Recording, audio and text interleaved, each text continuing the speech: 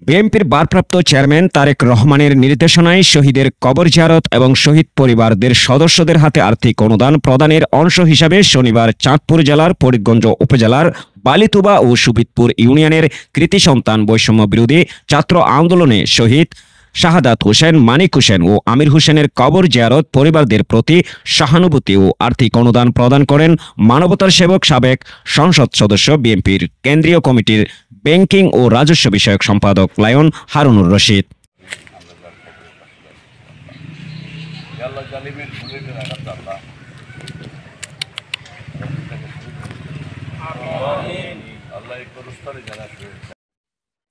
দুপুরে তিনি ৩ নং সুবিদপুর ইউনিয়নের বরগাঁও গ্রামের শহীদ আমির হোসেনের কবর, ২ নং বালিতুবা ইউনিয়নের শহীদ শাহাদাত ও শহীদ মানিকের বাড়িতে গিয়ে তাদের কবর জিয়ারত করেন এবং পরিবারদের সাথে কথা বলে সহানুভূতি প্রকাশ করেন ও আর্থিক অনুদান প্রদান করেন।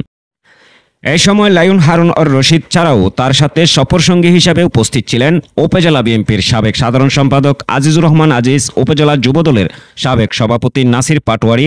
উপজেলা যুবদলের সাবেক সাধারণ সম্পাদক শাহাবুদ্দিন বাবুল,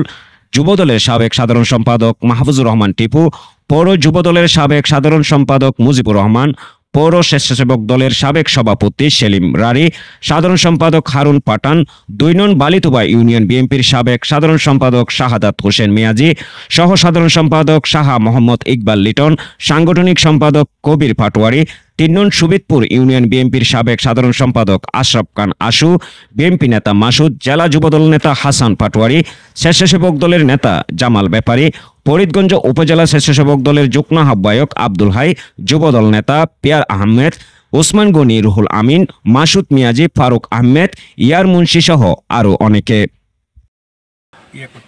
না, বিগত দিনে দেখতেছি আপনি যেভাবে নেতাকর্মীদেরকে নির্দেশ দিচ্ছেন যে বন্যা দুর্গতদের পাশে দাঁড়ানোর জন্য যেইভাবে আছেন, যেই অবস্থানেই আছেন, আমরা দেখতে পাচ্ছি আজকে সকালে ২ নং বালিতুবা ইউনিয়নের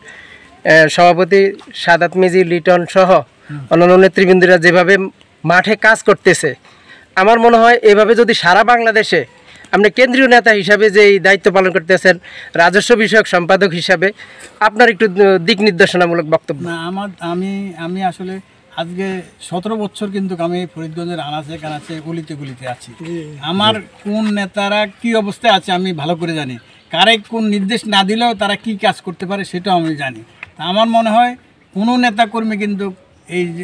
এই সমস্ত বন্যার্থদের পাশে যে কাজ করতেছে, অক্লান্ত পরিশ্রম করতেছে, সব ইউনিয়নের সব জায়গায় আছে, কিন্তু